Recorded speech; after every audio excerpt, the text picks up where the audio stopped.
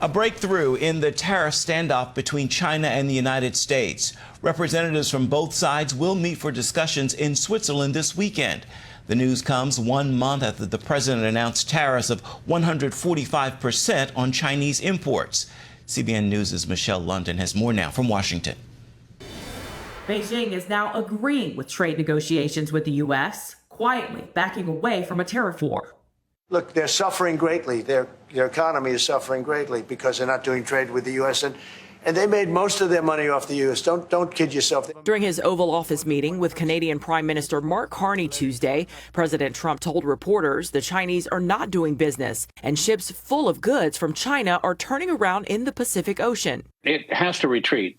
China is now increasingly in chaos. Stephen Mosher is the president of the Population Research Institute. On CBN's Faith Nation, he said China has been quietly relaxing its tariffs on more than 130 types of American goods.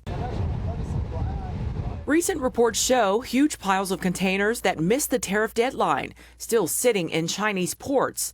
Cargo bookings are down by almost 50%, and thousands of Chinese factory workers are laid off. At this rate, Mosher believes it will only get worse. You're going to have, in the next couple of weeks, 10 million workers who've lost their jobs, who don't get severance pay. Some of them haven't been paid for months. He predicts rising job losses will leave employees with no choice but to take to the streets in protest of Xi Jinping's government. There's increasing unrest in China's cities.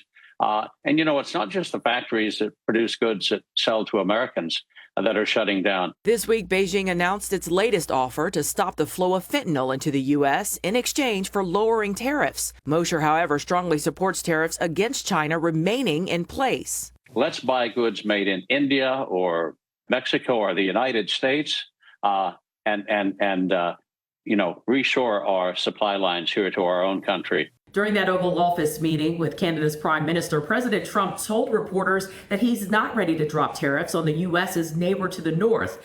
In response to months of Trump's rhetoric calling Canada the 51st state, Mr. Carney, in response, told the president Canada is not for sale. Michelle London, CBN News, Washington. Again, China and the United States are meeting this weekend in Switzerland. Gordon? I think the surprise move is for the Central Bank of China to cut their key interest rates. It's all the way down to 1.5%. They've also changed their reserve policy where the banks aren't required to keep as many reserves. That shows an economy under stress. And so are these tariffs working? I think those of us who have 401ks are going, it's not working. But it seems to be working internationally and getting us to a place where we'll have a more level playing field.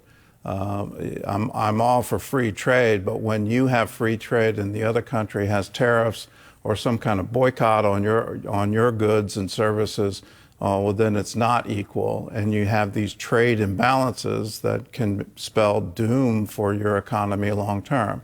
So it's something to certainly watch and watch very closely.